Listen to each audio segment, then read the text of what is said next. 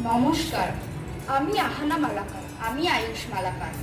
আজ ৭৯তম স্বাধীনতা দিবসে আমাদের নিবেদন কবি দ্বিজেন্দ্রলাল রায়ের লেখা কবিতা নন্দলাল। নন্দলাল তো একদা একটা করিল ভীষণ পণ, স্বদেশের তরে যা করেই হোক রাখিবেই সে জীবন।